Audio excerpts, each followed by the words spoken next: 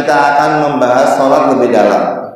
Saat Rasulullah SAW naik buraq, Rasulullah SAW melihat ada orang-orang sekelompok manusia yang mana mereka ini bercocok tanam, jadi petani.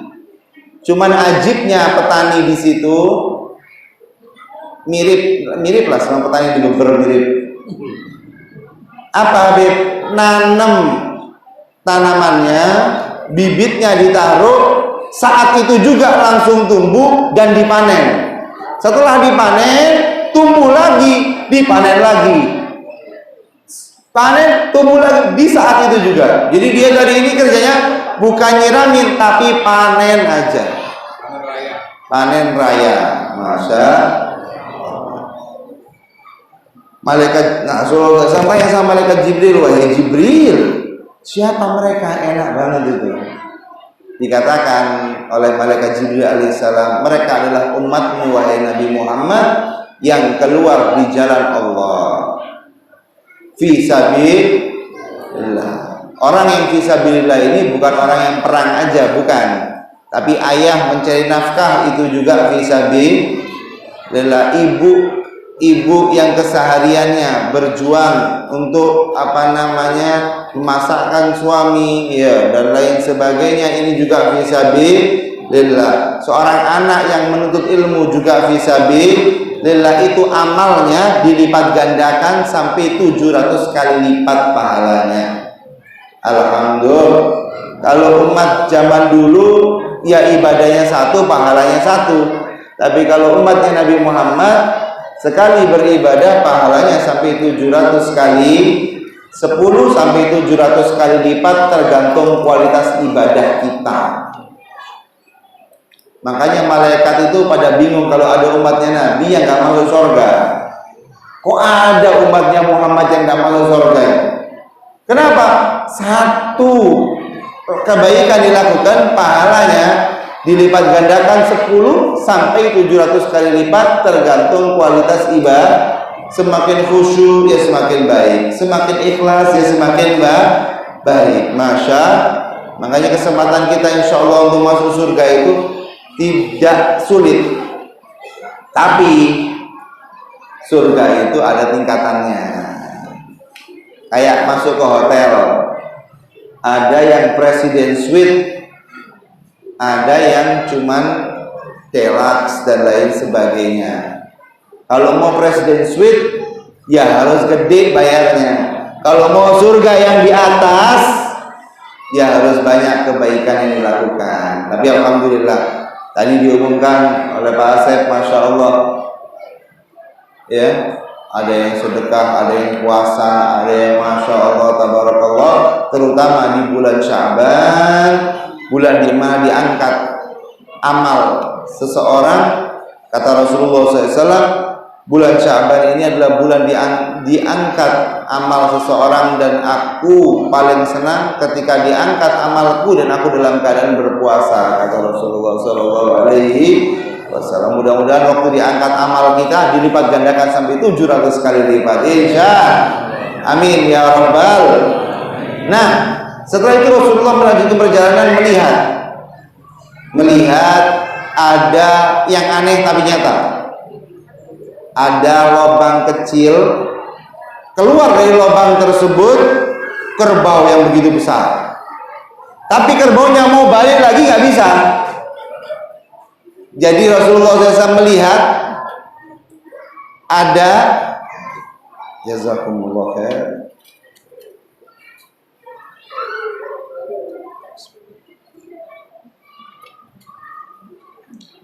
ada lubang kecil, keluar dari lubang tersebut kerbau yang besar, tapi mau balik lagi nggak bisa. Rasulullah SAW kaget, penasaran, wahai malaikat Jibril, siapa itu? Apa itu wahai malaikat Jibril? Kata malaikat Jibril SAW, wahai Rasulullah, itu perumpamaan lubang kecil itu perumpamaan mulut kita. Mulutnya manusia. Yang keluar itu yang diucapkan. Lah kalau sudah keluar, untuk kembali lagi itu nggak bisa. Kalau yang dikeluarkan gede pahalanya, ya berarti alhamdulillah. Tapi kalau yang keluar ini gede dosanya, ya nggak bisa dijilat lagi. Makanya saya mau nanya sama semuanya, orang ngebunuh orang itu dosanya kecil atau besar? Besar. Tapi ada dosa yang lebih besar daripada pembunuhan. Apa itu? Fitnah. Menfitnah seseorang. Al fitnatu asyaddu minal qatl. Fitnah itu lebih kejam daripada pembunuhan. Fitnah itu pakai apa? Pakai telinga, pakai hidung? Enggak. Pakai apa? Pakai mulut. Zikir pakai apa? Pakai mulut. Nasihat pakai apa? Pakai mulut. Membaca Al-Quran pakai apa? Pahalanya juga gede. Tapi hati-hati, jangan sampai yang keluar dosa, yang keluar biar pahala aja. Makanya Sayyidina Abu Bakar As-Siddiq begitu menjaga mulutnya tadi ini, beliau kasih yang namanya batu, biar nggak banyak omong, kata beliau. Banyak omong masuk tuh batu, kata beliau. Masya Allah. Karena pertanggungjawabannya besar. Bohong ini, ya kan? Ribain orang ini. Makanya banyak sekali kata Rasulullah SAW juga manusia yang masuk ke dalam neraka hanya karena akibat panen dari mulutnya. Panen dari hasil mulutnya, bukan dari hasil tangannya, bukan hasil dari kakinya, bukan hasil dari matanya, tapi dari mulutnya. Banyak orang yang masuk dalam neraka Allah, naudzubillahi min dzalik, hanya karena mulut yang tidak bisa dijaga daripada hal-hal yang tidak baik. Semoga kita ini, ayo kita sama-sama membiasakan yang keluar dari mulut kita ya adalah kebaikan. Saya dulu waktu kecil pernah lihat film kartun. Saya masih ingat sampai sekarang. Di film kartun itu ada ibu-ibu tua menyihir seorang anak. Kalau omongannya baik, keluarnya berlian. Tapi kalau dia ngomongnya mulai jelek, mulai ngaco, keluarnya katak. Nah, kita bayangkan seperti itu aja. Supaya apa? Supaya kita bisa menjaga lisan kita. Naudzubillahi min dzalik, nih lisan. Udah kecil-kecil, jirmuhu shaghir wa jurmuhu kabir. Ini kecil bentuknya, cuman kadang-kadang dosa bisa besar gara-gara nih lisan. Masya Allah. Kita bayangkan kalau kita mulai berbuat baik ya, nasihat atau nggak harus nasihat, ya ngobrol-ngobrol biasa santai itu juga bisa mendapatkan pahala asal kita ingin menyenangkan, dengan niat ingin menyenangkan orang yang di hadapan kita. Pahala. Ngobrol santai, pahala. Asal kita berniat apa? Untuk saling sharing dan lain. Tapi yang nggak pas itu, yang kalau udah mulai bohongnya, fitnahnya, ngomongin orangnya, naudzubillah ini, ya, kita coba filterisasi, ya, jangan sampai yang keluar dari lisan ini sesuatu yang jelek. Kayak akuarium. Kalau ingin terlihat indah terus harus difilter, betul? Filternya di mana, Beb? Di hati. Ini kalau pagi mau ngomong kita pikir dulu. Kira-kira ada manfaatnya nggak sih? Dosa nggak sih? Apa pahala? Pahala lanjut, kebaikan lanjut, dosa buat Itu yang kedua yang dilihat oleh Rasulullah SAW. Dan yang ketiga yang dilihat oleh Rasulullah SAW adalah seorang yang kurang baik. Dikasih makanan yang nikmat nih, dikasih kayak gini nih, dikasih pisang, dikasih jeruk, dikasih apa itu, lemper mangga tuh Pak, ditampik ternawan sambil dileut di apa itu ya, dikasih makanan nikmat-nikmat dia nggak mau, tapi dikasih nanah dia mau, dikasih belatung dia mau, dikasih darah dia mau. Sampai Rasulullah SAW kaget, bingung, nanya sama malaikat Jibril alaihissalam, "Hai Jibril, siapa orang yang bodoh ini? Siapa orang yang bodoh ini? Dikasih yang nikmat nggak mau, dikasih yang jorok-jorok malah mau. Siapa mereka wahai Jibril?" Mereka adalah sebagian umatmu wahai Nabi Muhammad, yang ketika dikasih yang halal nggak mau, tapi dia mau yang haram. Dikasih wanita yang bisa dipinang, dinikah, nggak mau, malah dia berzina.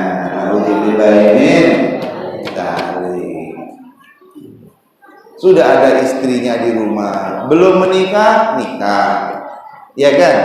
Tinggal angkah tuka wazawaj tuka, kobil tu nikah, gampang, nggak pakai repot. Nih, kalau saling mengerti, ya Allah beb saya ini mau nikah tapi duitnya nggak ada, pusing gitu. Ya cari orang yang mau menikah, banyak kok. Saya kemarin dicurhatin sama satu orang wanita, Beb minta tolong dicarikan jodoh. Iya insya Allah. Beb nggak harus saya nggak harus ada acara-acara kata dia. Yang penting saya nikah, orang lakinya mau tanggung jawab, cukup. Banyak yang mau seperti itu. Iya, yang penting tanggung dan selesai. Banyak yang seperti itu. Naudzubillahi min dzalik. Kadang-kadang seseorang menahan-nahan untuk menikah, tapi dia naudzubillahi min dzalik berbuat sesuatu yang diharamkan oleh Allah Subhanahu. Dijaga, jangan sampai kita nanti di akhirat udah dikasih yang halal malah cari yang naudzubillahi min. Udah ada istri di rumah, ya istri ini sudah. Istri dirawat, istri dijaga, istri dicantikkan, istri di apa lagi? Ya sudah, ini. Udah jangan pikir yang lain, ya jangan mikir yang lain. Oh, beb yang itu yang sudah istri alhamdulillah. Makanya ibu-ibu supaya suaminya itu di rumahnya betah, yang kayak Sayyidah Khadijah. Ya bapak-bapak juga kayak gitu. Yang kayak Nabi Muhammad baiknya, beb susah beb ya. Kalau kita nggak nyontoh Nabi, siapa panutan kita ya? Emang panutan kita ada yang lain? Ya ada Rasulullah Shallallahu Alaihi. Kita pelajari bagaimana Rasulullah. Kita pelajari bagaimana istri-istrinya Rasulullah. Sebetulnya problematikanya umat Islam ini, ya. Cuman satu tok, kurang mau belajar. Wis maunya Islamnya itu yang penting Ka'bah saya dulu kayak gini, kakek saya dulu kayak gini. Tapi mau nggak mempelajari siapa itu Nabi Muhammad? Bagaimana akhlaknya Nabi Muhammad? Bagaimana sih Nabi Muhammad bersama keluarganya? Bagaimana Nabi Muhammad di luar rumahnya? Bagaimana Nabi Muhammad di dalam rumahnya? Bagaimana Nabi Muhammad dalam perekonomian, dalam sosial, dalam semuanya? Kita kadang-kadang nggak tahu. Yang kita tahu hanya perang ini, perang itu, perang ini, perang itu, dan lain sebagainya. Bukan hanya itu, Islam ini luas. Makanya mudah-mudahan insya Allah ada ya dorongan dari kita untuk banyak mau ingin beribadah kepada Allah Subhanahu Wa Taala melalui pengetahuan kita kepada Nabi Muhammad Sallallahu Alaihi. Kita belajar mempelajari Nabi Muhammad dan istri-istrinya Nabi Muhammad SAW. Kalau kita tahu kehidupan Nabi Muhammad dan istri-istrinya, selesai kita. Ya, nggak ada yang namanya masalah-masalah keluarga, nggak ada yang macam-macam lagi. Kalau kita tahu betul-betul bagaimana Nabi Muhammad dan istri-istri Nabi Muhammad Sallallahu Alaihi Wasallam. Singkat cerita hadirin, saat Nabi Muhammad SAW banyak yang sekarang dilihat oleh Rasulullah SAW, banyak sekali. Di kitab itu mungkin hampir 30 halaman bahasnya Isra Mi'raj. Jadi banyak sekali dilihat Rasulullah, banyak sekali yang diambil hikmahnya oleh Rasulullah SAW Singkat cerita, saat Nabi Muhammad SAW bertemu dengan Allah di Sidratul Muntaha, di situ Nabi Muhammad SAW tidak mau balik lagi. Udah ya Allah, udah tenang ketemu Allah, udah nggak mau balik lagi ke dunia, udah enggak. Kata Allah Subhanahu Wa Taala, belum selesai tugasnya, belum selesai. Maukah kamu wahai Nabi Muhammad? Ini jawaban dari pertanyaan yang tadi. Maukah kamu wahai Nabi Muhammad, saya beri hadiah sesuatu yang apabila kamu lakukan, kamu akan merasakan ketenangan seperti saat kamu bertemu dengan aku di Sidratul Muntaha ini. Apa jawaban Nabi Muhammad? Mau ya Allah, di dunia merasakan ketenangan seperti saat di Sidratul Muntaha. Akhirnya Allah SWT memerintahkan untuk Nabi Muhammad ibadah sholat. Diperintahkan dikasih 50 waktu. Oh, alhamdulillah berkatnya Nabi Musa kita dapat diskon sampai cuma hanya 5 waktu. Makanya kita dari kecil diajarin sama orang tua kita bahwa ayo kita sholat menghadap kepada Allah. Menghadap kepada, kalau kita betul-betul bisa pahami menghadap kepada Allah, kalimat menghadap pada Allah, ini harusnya kita bisa lebih khusyuk lagi saat sholat. Kenapa? Karena kadang-kadang kita ini ibadah cuman hanya kewajiban. Wajib, kalau tidak masuk neraka. Tapi sehingga kita tidak merasakan kenikmatan. Kita nggak merasakan nikmat. Kayak ada orang lapar, ada nasi aja, kadang-kadang gosong, tetap dimakan nggak? Yang penting apa? Kenyang. Lah kita itu seperti itu. Kadang-kadang itu semua karena tidak ada upaya dari kita. Adanya nasi gosong, makan bela, yang penting kenyang. Tapi kalau ada orang yang berpikir, masa makan nasi gosong? Enggak deh, saya mau cari dulu bahan-bahan yang bagus. Nasi, misalnya nasi kebuli, nasi biryani misalnya, dimakannya pakai daging itu nih. Begitu juga kita sholat. Kadang-kadang sholat kita hanya seadanya. Sholat kita ini seadanya. Ngadep pada Allah, ya wis, bismillah, Allahu Akbar, bismillahirrahmanirrahim, alhamdulillahirrahmanirrahim. Apalagi kalau sudah HP bunyi ting tung langsung kayak seakan-akan kalau bisa langsung lari ke HP. Betul. Ini yang menjadikan kualitas ibadah kita tidak baik, sehingga kenikmatannya nggak ada. Padahal secara zahir kita harus paham bahwa kita menghadap kepada siapa? Bayangkan kalau antum menghadap presiden, kira-kira gimana? Duduknya gimana kalau menghadap presiden? Apalagi ditawari sama presiden yang khusyuk semiliar, khusyuk semua orang berbalik. Betul. Begitu juga seperti kita sama Allah. Kurangnya kualitas kenikmatan kita dalam ibadah itu hanya karena kitanya yang tidak ada persiapan sebelumnya.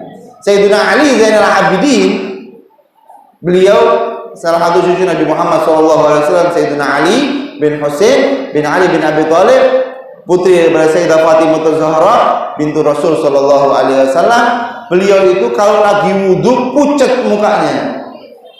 Ditanya sama para sahabat yang lain, teman-temannya beliau, Sayyidina Ali, kenapa kok pucat mukanya? Jawaban beliau apa? Atadri baina yaday man agum. Tahukah kamu di hadapan siapa saya ini berhadap?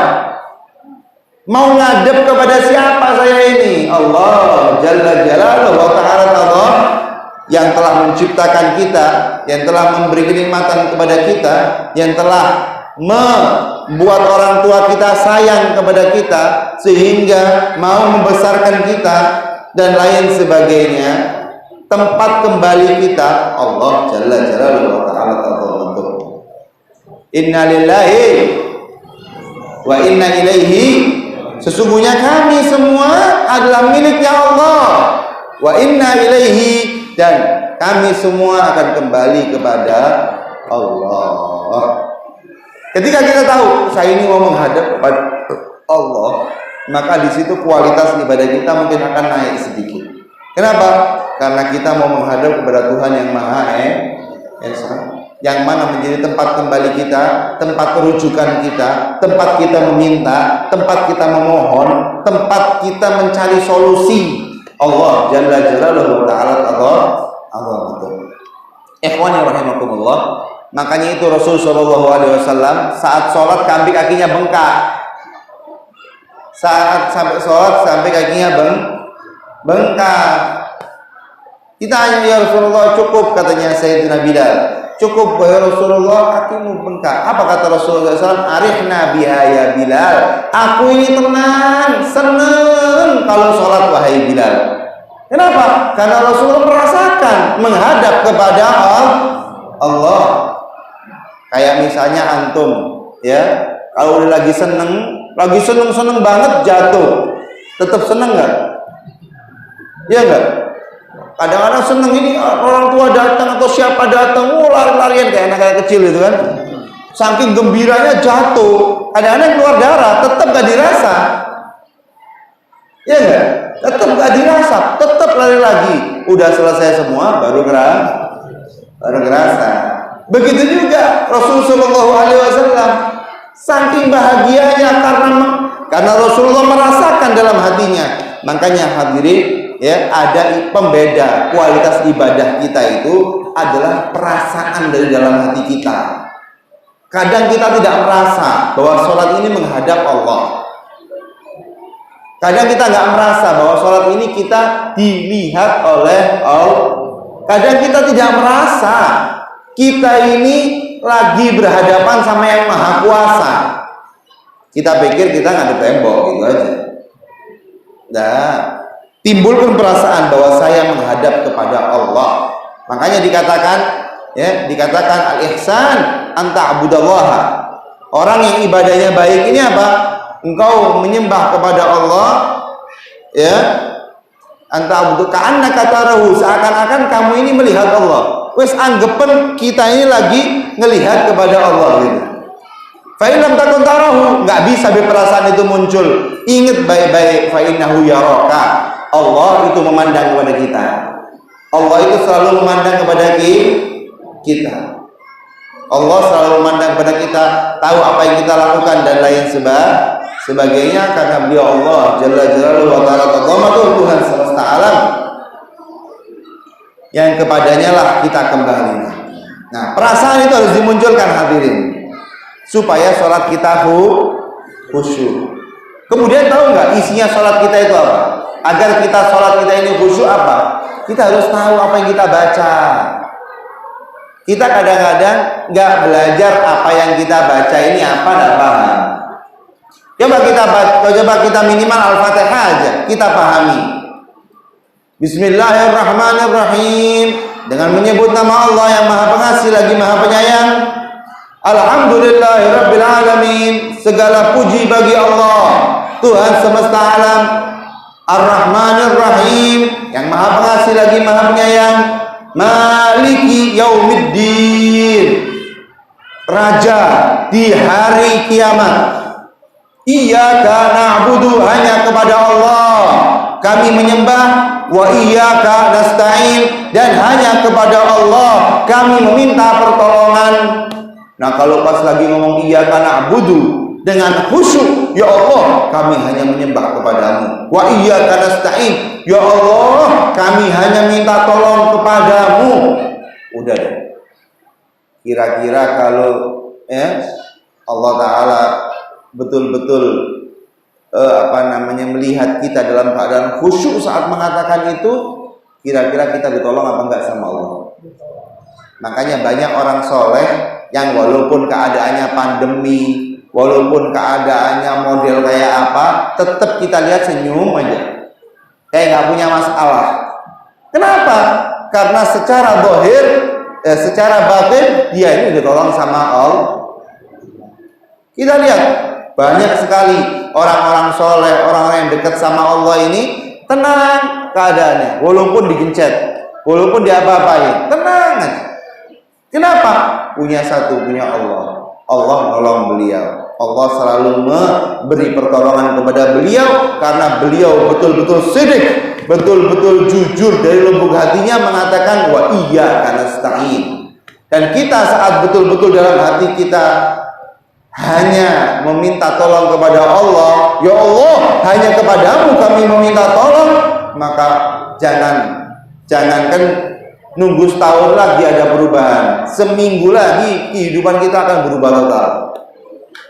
Apalagi kita berdoa dengan doa setelahnya, ihdinas siratal mustaqim. Ya Allah, beri petunjuk kami di jalan yang lurus. Beri petunjuk kami dalam jalan yang lurus ini bukan hanya dalam konteks agama kita, bukan dalam konteks ibadah kita, tapi dalam konteks ekonomi kita diberi petunjuk jalan yang lurus supaya kita nggak lari ke yang haram-haram. Dalam konteks sosial kita juga dikasih tahu sama Allah, kita akan mendapatkan teman-teman yang baik. Ihdinas siratal mustaqim. Dalam konteks apapun akan diberi petunjuk yang baik. Yang mau menikah ditunjukkan sama yang soleha, yang soleha ditunjukkan sama yang soleh. Asal betul-betul saat ngomong ihdinas siratal mustaqim itu dari lubuk hatinya mengatakan, ya Allah, beri petunjuk kami di jalan yang lurus. Dan saya ulangi lagi, konteksnya bukan hanya di dalam agama kita, bukan dalam ibadah kita, tapi dalam seluruh aspek kehidupan kita, baik ekonomi, sosial, dan lain sebagainya. Maka itu saat ngomong ihdinas siratal mustaqim, dalam hati perasaan, punya perasaan apa? Minta petunjuk yang benar sama Allah Subhanahu wa ta'ala. Bukan ihdinas siratal, kadang-kadang kita bismillahirrahmanirrahim maliki yaumiddin ya kana butuh ya kana sana ihdinas siratal mustaqim siratal ladzina an'amta. Enggak ono perasaan ikhlas. Enggak ada perasaan sama sekali, enggak ada pemahaman dalam bacaan kita. Oke dah, kalau surat-surat ke depan step by step kita akan pelajari. Tapi Al-Fatihah ini jangan sampai kita pulang ke rumah sholat masih cepet-cepetan nggak pakai apa?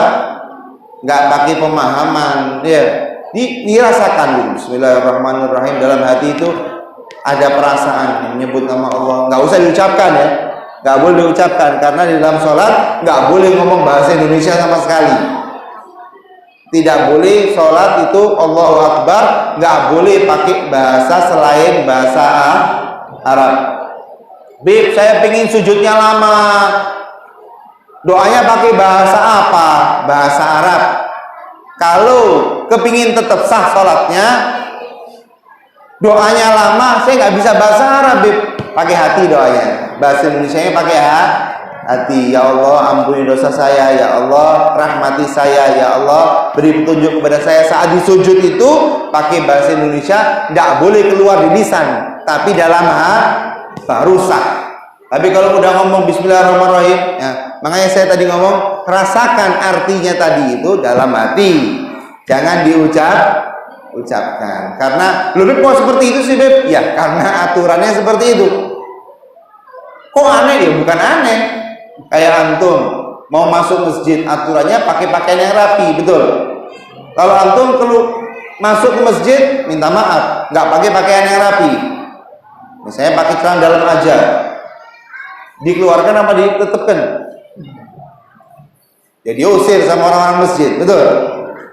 Kenapa? Saya tidak, kan suka-suka saya. Ya bukan suka-suka kamu. Ada aturannya. Begitu juga sholat. Aturan sholat yaitu menggunakan bahasa Arab. Tapi dalam hati kita harus memahami apa yang kita baca.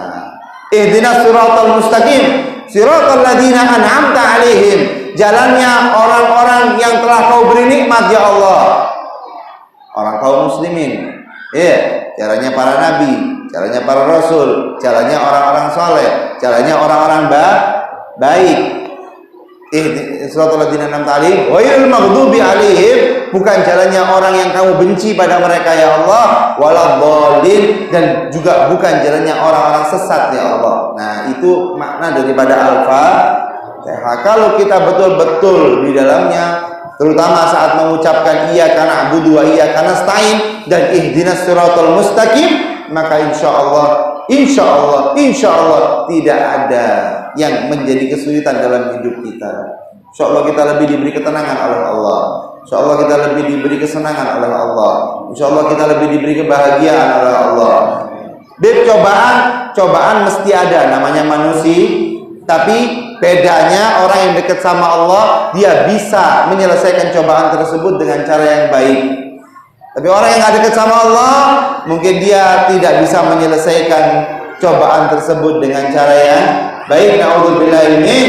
Ya Allah, mudahkan kami dalam menghadapi kehidupan kami, ya Allah. Permohonan kami, ridhoi kami, ya Allah.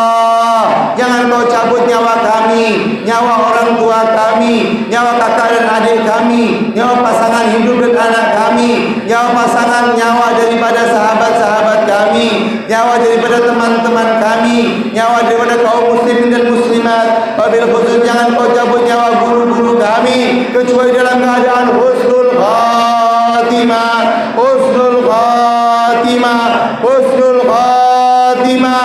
Ya Allah biha, ya Allah biha, ya Allah bihusnul khatimah, ya Allah. Masukkan kami semua dalam surga-Mu, ya Allah. Masukkan kami semua dalam surga-Mu, ya Allah, bersama rombongan Nabi Muhammad sallallahu alaihi wasallam ala hadiniya wa ala man wasafna salihun wa ala man wasayyi al-Habib Umar ila hadratin Nabi al-Fatihah. Bismillahirrahmanirrahim. Alhamdulillahirrahmanirrahim. Maliki yaumiddin. Iyyaka na'budu wa iyyaka nasta'in. Ihdinas siratal mustaqim.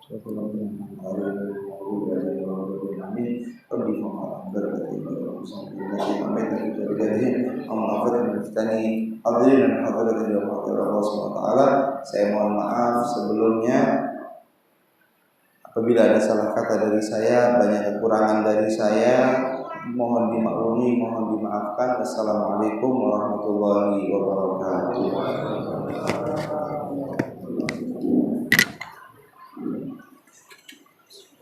Alhamdulillah, mudah-mudahan kita semua dapat mengambil hikmah dari tausiah yang telah disampaikan dan agar kita senantiasa dimudahkan oleh Allah Subhanahu wa taala untuk beribadah serta melaksanakan sholat di waktu, di awal waktu dan berjamaah dengan istiqomah. Amin, amin ya rabbal alamin.